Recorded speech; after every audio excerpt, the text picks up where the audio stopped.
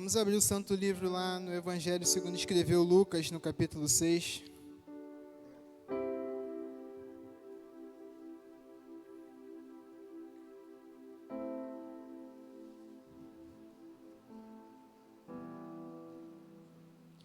Todos acharam? Amém ou misericórdia?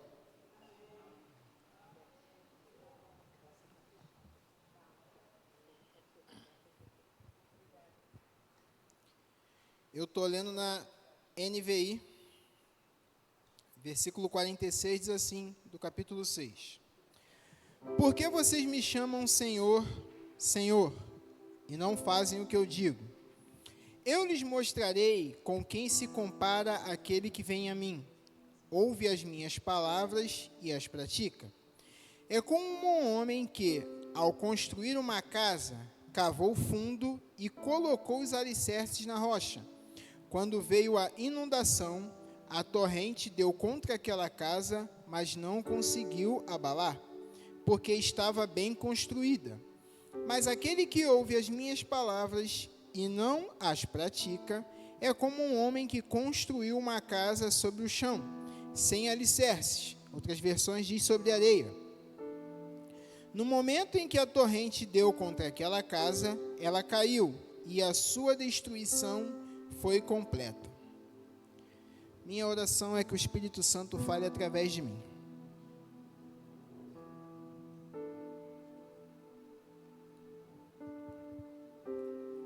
O título dessa mensagem é uma pergunta.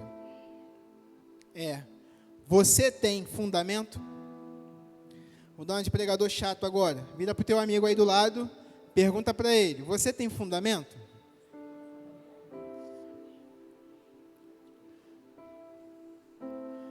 Nós estamos debaixo de uma palavra profética, uma palavra apostólica, que esse é o ano da expansão, um tempo de avançar. E a gente vive um tempo onde a gente está muito apressado, a gente quer tudo para ontem. Então a gente tem que tomar cuidado. É um ano de expansão, amado. Você tem até o dia 31 de dezembro para expandir, para avançar. Então você não precisa se desesperar, achando que tem que ser agora. Tenha calma. Vamos investir na base. Vamos investir no fundamento. Porque de que adianta você expandir, como o nosso apóstolo fala, como um oceano e a profundidade de uma piscina? Senão, em meio a adversidades, tudo aquilo que você construiu com muita pressa vai acabar se perdendo. Os versículos de 1 a 5 do capítulo 6, Jesus está sendo confrontado pelos escribas e fariseus, porque os seus discípulos, num sábado, estão colhendo espigas, esfregando e comendo. Os fariseus estão confrontando por que os seus discípulos estão fazendo isso no sábado, e Jesus está falando para eles. Jesus os confronta falando sobre o que Davi fez, quando teve fome, que ele comeu os pães da presença, que somente os sacerdotes poderiam comer. E Jesus fala para ele, o Filho do Homem é Senhor até do sábado. No versículo 6 até o 11, é um outro sábado. Jesus está agora pregando numa sinagoga, e tem ali um homem com uma das mãos mirrada. E está todo mundo olhando para Jesus, para saber o que ele vai fazer. E Jesus confronta eles mais uma vez, dizendo, qual de vós, se um boi cair num buraco, você não vai lá tirar? Se o seu animal cair, você não vai lá tirar? Então, é lícito fazer o bem no sábado? E Jesus cura aquele homem, enfurecendo ainda mais eles que buscam uma forma de o pegá-lo. E já no versículo 12 até o 16, já é um outro momento, Jesus vai ao monte para orar. Ele passa ali a madrugada orando, e depois ele chama os 12. E aí do 17 ao 45, ele começa a falar daquilo que nós chamamos, e a própria palavra também, de as bem-aventuranças. Ali também está registrado que muitos estão tocando em suas vestes, porque sabem que dela sai virtude, e eles podem ser curados. E ali ele começa a dar as instruções acerca das bem-aventuranças. Fala de perdão, fala do homem que tem o seu bom tesouro, ele fala também dos ais, ou seja, das condenações. E chega no versículo 46, que foi o que nós lemos, ele diz assim, ó: por que me chamas Senhor, Senhor, e não fazem o que eu digo? Essa parábola, de estar registrada em Lucas 6, ela também está registrada em Mateus 7, versículo 24 ao 27. Mateus foi inspirado pelo Espírito Santo a escrever direcionado ao povo judeu. Já Lucas foi usado para escrever aos povos de língua grega e aos gentios. Lucas, diferentemente dos outros, ele não é uma testemunha ocular. Lucas, ele teve que fazer pesquisas. Por isso que o Evangelho de Lucas, em algumas passagens, ele é mais rico em detalhe do que os outros evangelhos. Porque é aquele negócio, né? Você não pode confiar só em uma testemunha. Imagine naquela época. Então, ele estava indo, procurando aqueles que tinham caminhado com Jesus e aferindo o que o mestre fez. Tudo bem até aqui? Em Mateus, o foco são os construtores. Tanto que ele diz, né? A quem eu compararei, quem ouve e pratica. Quem ouve e não pratica. Ele chama um de prudente e o outro de insensato. Já o foco de Lucas é a construção. Enquanto Mateus fala dos construtores, Lucas fala da construção.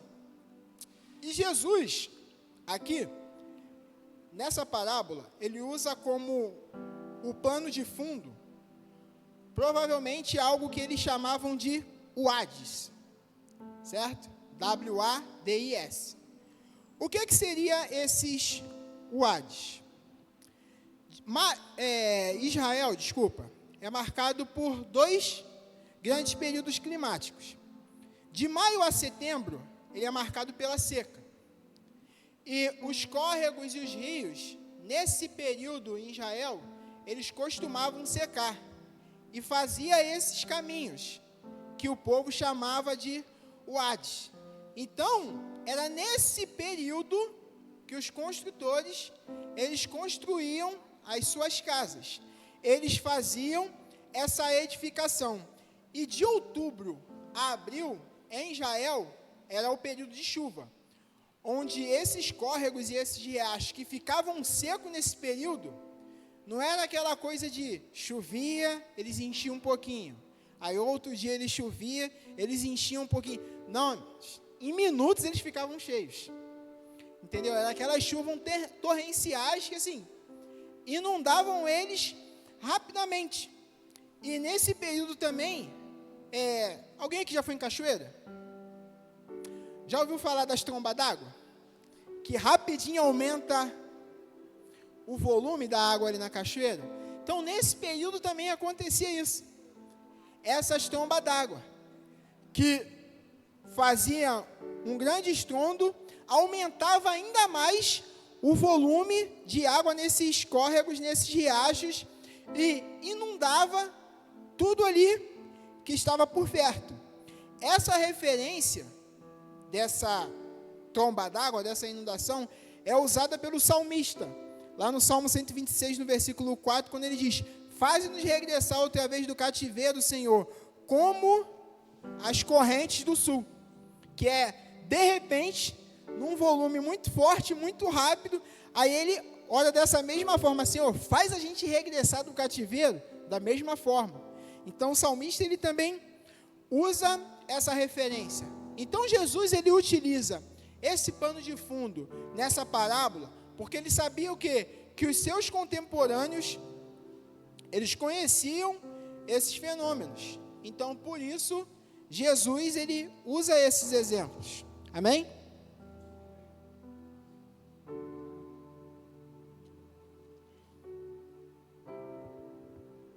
Então, agora vamos falar desses 2 construtores que edificaram essa casa. Alguns detalhes trazendo aqui para nós. Primeiro, quando Jesus faz essa comparação, ele está dizendo o seguinte: os 2 ouviram. Amém? Os dois ouviram. Então tem um grupo ali, como está aqui, aparentemente está todo mundo me ouvindo. Só que vai ter aqueles que vão praticar, vai ter aqueles que vão dizer, legal, e vai ter aqueles que vão dizer, se eu soubesse que era ele, eu nem tinha vindo. Mas isso é outra pregação.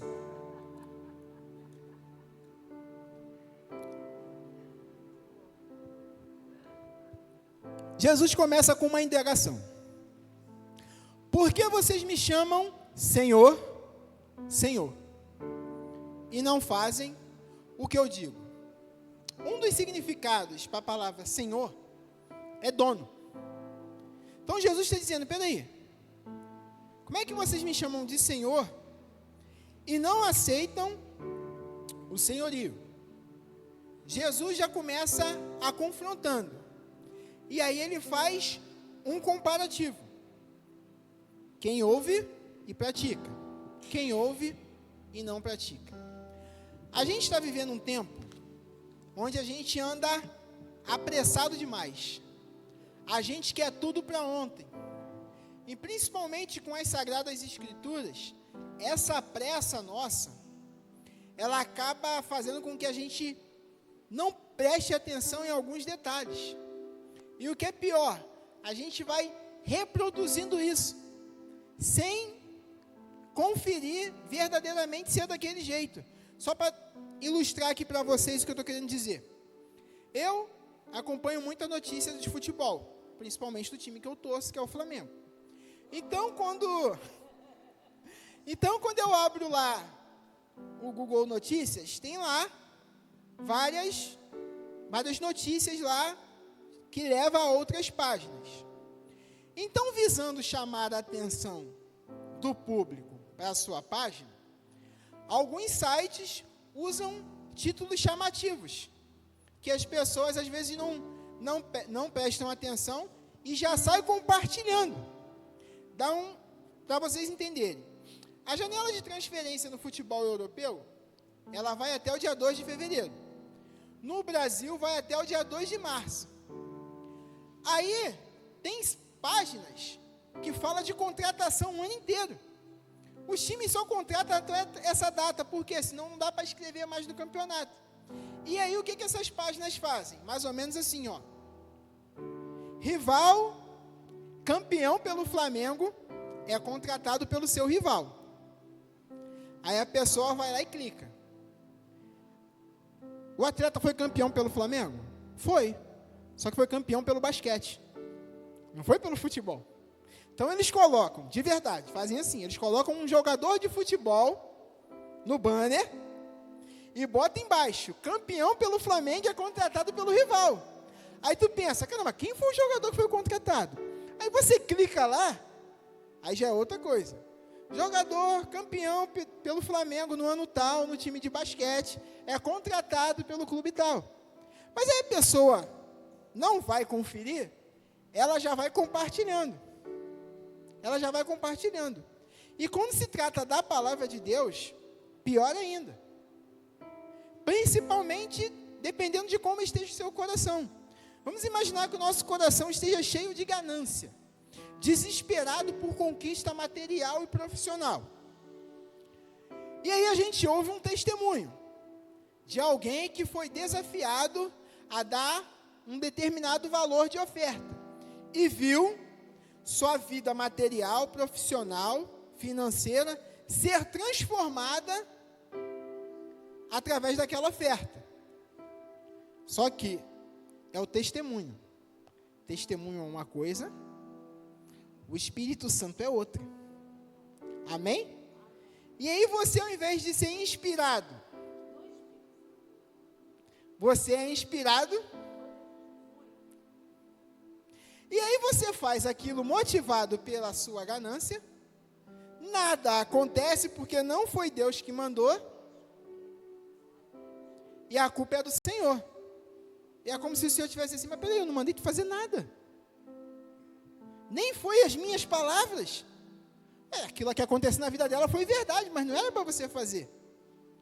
E a gente está nessa correria, a gente acaba ficando sem discernimento. e a gente está preocupado em edificar, em construir, mas não para pensar como que nós vamos construir. Eu sei que 1 Coríntios 10, no versículo 4, diz que Jesus é a rocha. Só que nesta parábola, a rocha não é Jesus. A rocha é a prática da palavra. Jesus está falando que a rocha a qual a casa foi edificada, não é ele. A rocha pela qual a casa foi edificada é o praticar a sua palavra. E o que nós vemos aqui na diferença dos dois? É que um atentou para o fundamento, o outro apenas se preocupou com a construção. O que acontece? Lembra que eu falei para vocês que as casas são construídas num tempo de seca, amém? Um simplesmente chegou lá, construiu. E o outro, ele se preocupou não só em cavar. Porque todo mundo, quando vai levantar a casa, faz o quê? Cava o chão, lança lá a sapata e depois levanta a alicerce até para construir a casa. O que Jesus está dizendo é o seguinte, é que um não simplesmente cavou. Ele cavou até encontrar a rocha. E quando ele encontrou a rocha, ele não lançou o alicerce. Ele cavou a rocha. Ele perfurou a rocha para, na rocha, lançar o fundamento. Então, se nós fôssemos fazer um comparativo de tempo, obviamente que aquele que não cavou, construiu mais rápido. E quando a gente lê esta parábola, principalmente no Evangelho de Mateus, a gente acha que é o seguinte, a gente olha uma casa sobre a rocha, a gente olha para o outro lado, uma casa sobre a areia. Não, as duas casas estão próximas. Quando você olha, as duas casas estão sobre a areia. Você não vê diferença. Você não percebe a diferença.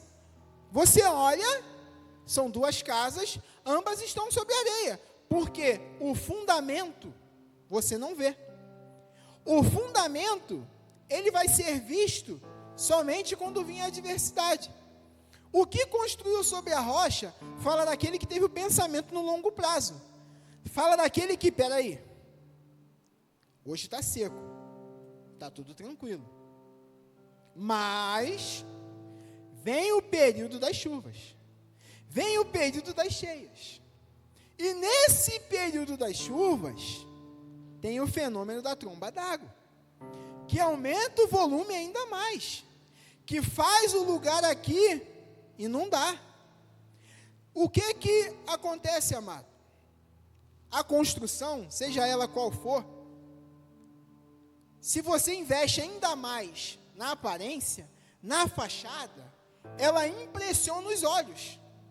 Amém?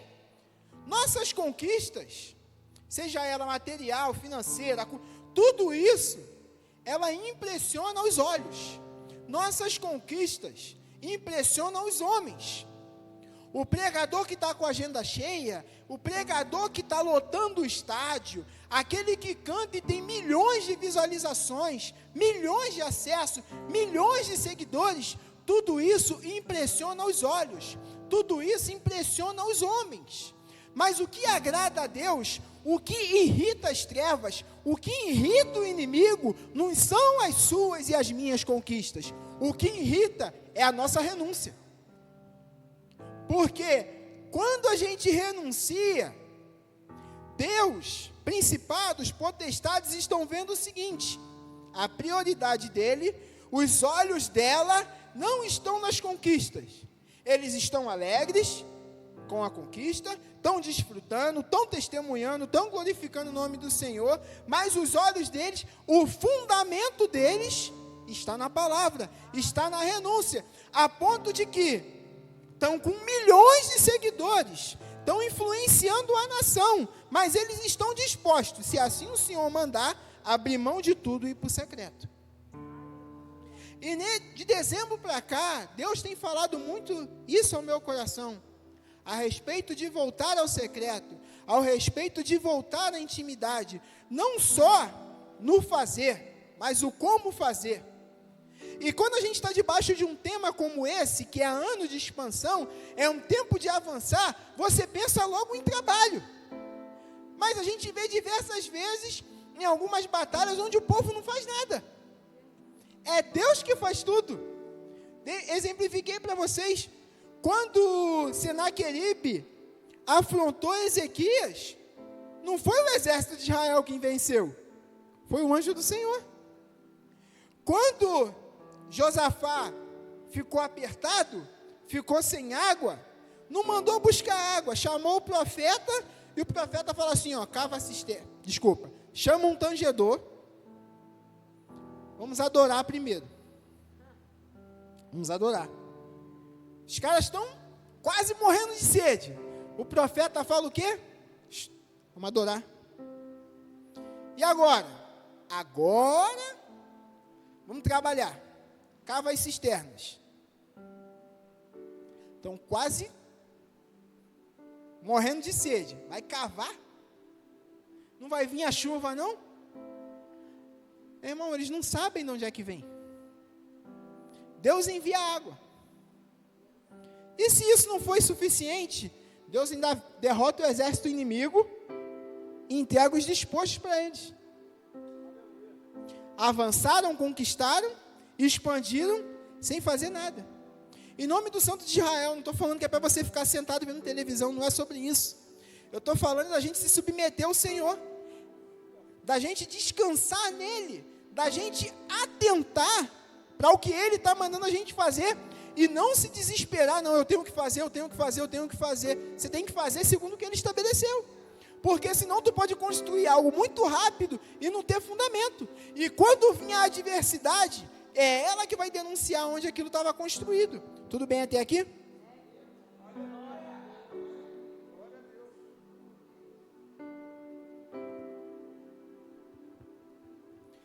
E atentem, muita gente está ouvindo Jesus.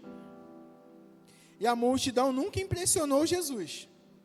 Aí você pode falar, mas ele era Deus, ele sabia de todas as coisas. Observe que os apóstolos lá em Atos, depois que o Espírito Santo desce, multidão não impressiona eles não. Os aplausos não impressionam ele não, tanto que pessoas se curvavam diante deles e ele, sou homem igual a você.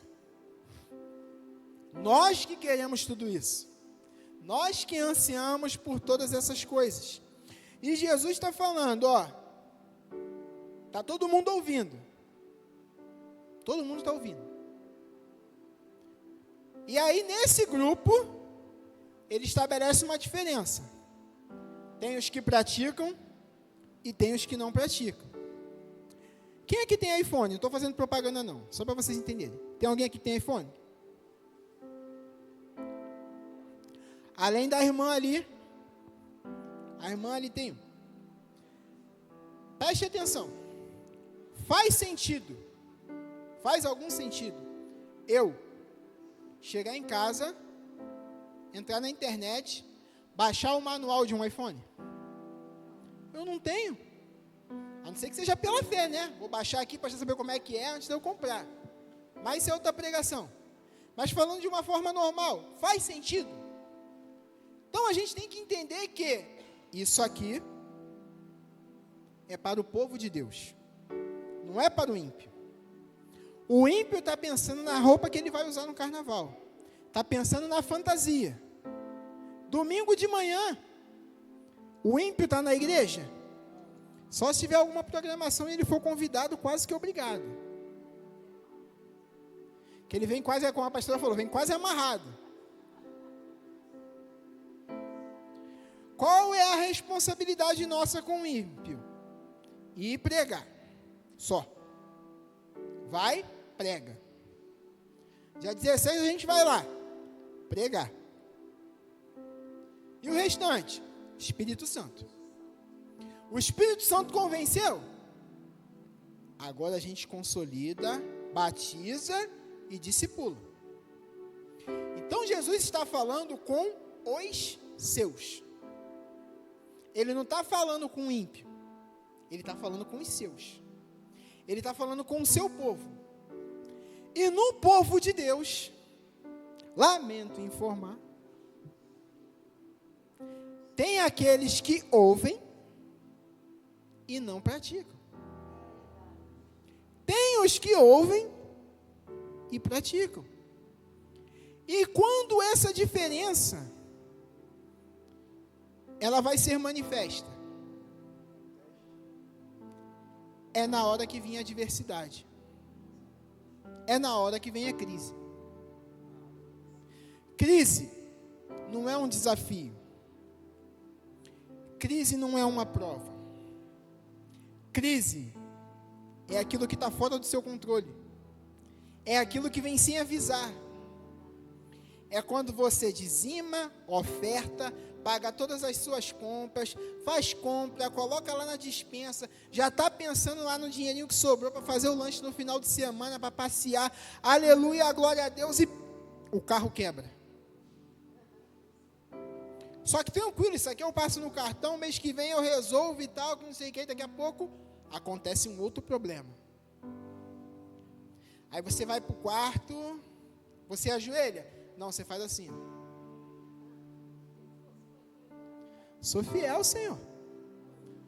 Dou dízimo, dou oferta. Tudo quanto é campanha eu estou lá. Culto eu não falto. E aí vem só 2. Aí depois que tu vai para o quarto, vem logo mais 5, assim, ó. Porque veja o que Jesus fala. Desceram as chuvas, inundaram os rios, deram com ímpeto contra aquela casa. E em meio a tudo isso, toda essa dificuldade, o filho do Satanás chega do teu lado e fala assim: mas tu não é crente? Chega assim, café da manhã, hora do almoço, vê tu assim, um pouco angustiada, porque ninguém é de ferro. O próprio apóstolo Paulo fala isso, eu da vida quase fiquei desesperado.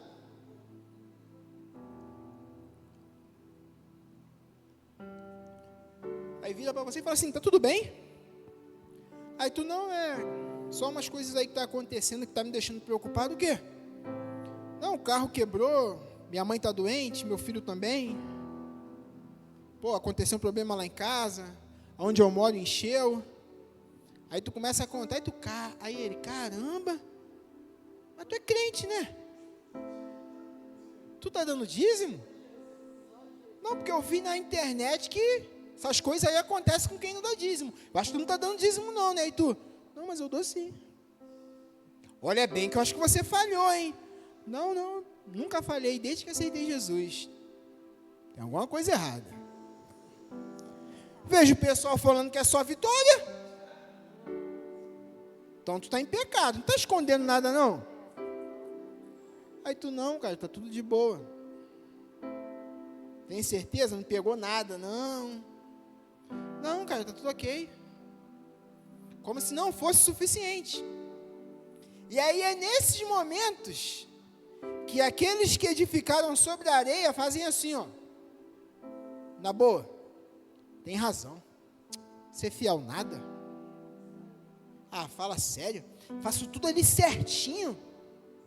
O outro ali não faz metade do que eu faço, está voando, está prosperando, está tudo dando certo para ele. Eu estou lá orando lá. Estou ouvindo aquele diácono que só vive apontando para a gente. Vai ser outra pregação. Suporto ele todo mês, misericórdia. Poxa, não tem uma palavra de vitória para nossas vidas. Aturo aquilo tudo e estou passando por isso. Ah, quer saber? Daqui para frente, dízimo e oferta quando eu tiver afim, culto quando eu tiver com disposição. E os que estão sobre a rocha, aí vai lembrar do quê? Das escrituras. Quando começar a ser confrontado, mas peraí, tu acha que eu sou melhor do que Jesus?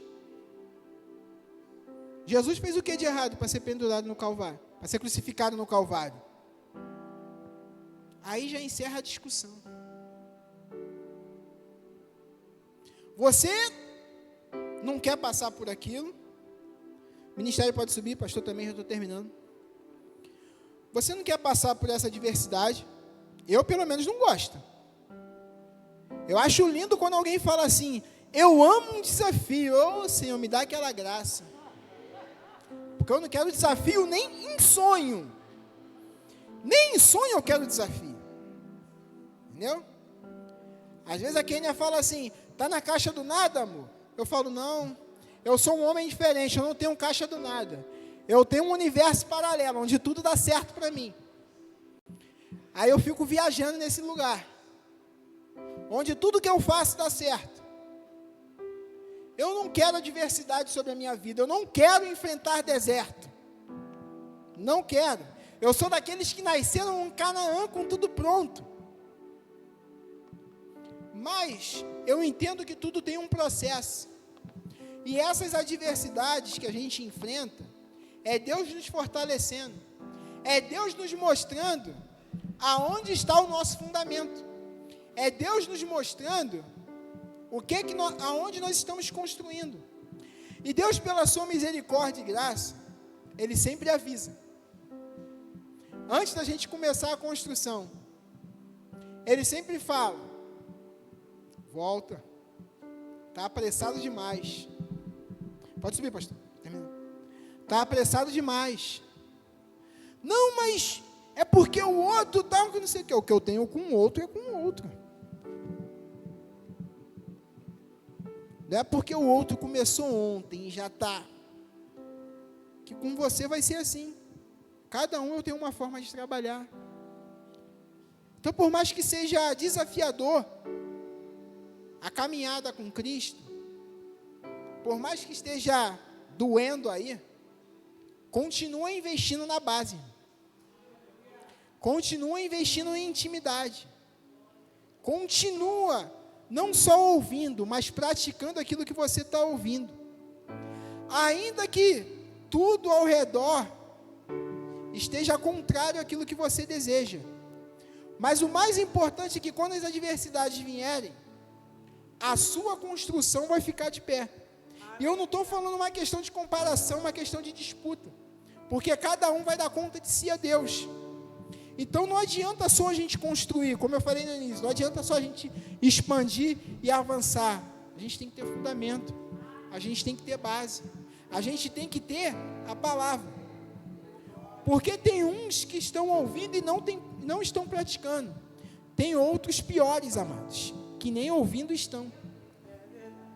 Mas em nome de Jesus, que sejamos ouvintes e praticantes para a glória do Senhor, amém? Deus abençoe a todos. Glória a Deus.